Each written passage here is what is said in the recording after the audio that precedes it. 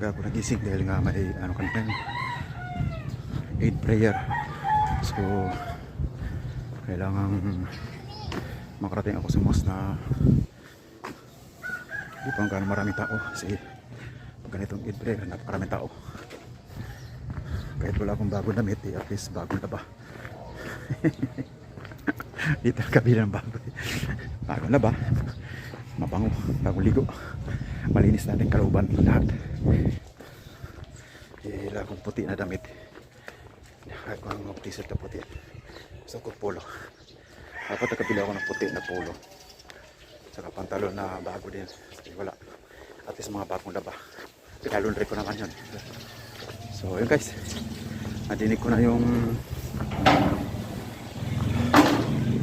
sa mosque. Sige. See you. Magbangka lang ako. Tapos nilakad ko lang dito guys.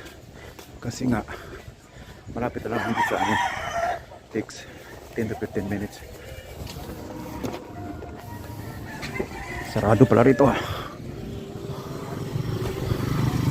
Dito ako sa kabila. A few moments later. Ito lang ako sa labas guys. Kasi nga wala nang space sa loob. So salamat kahit pa paano lagyan ako ng goodbye. Eid al-Fitr al-Mubarak, the feast of breaking the fast 1445 2024. Greetings from City Government of Davao. Yan ang aming mosque. Gagaling ko lang dyan guys. Paralabas ko lang dyan guys. Paralabas ko lang dyan sa aming mosque guys. So nakakatin ako ng Eid prayer dito sa Almendras team. So sasakay ko ng jeep guys, pauwi sa Sandawa. At nagyamon ako.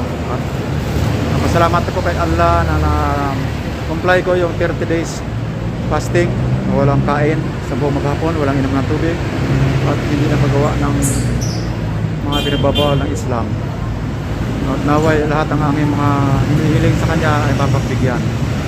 Maraming salamat sa inyo lahat guys na sumusubaybay sa akin channel. Happy Eid Mubarak to all of us. Sa mga vlog ko sa ito, naisiyan kayo mag-like, mag-share, mag-subscribe sa akin channel, Don Karina TV. Bye!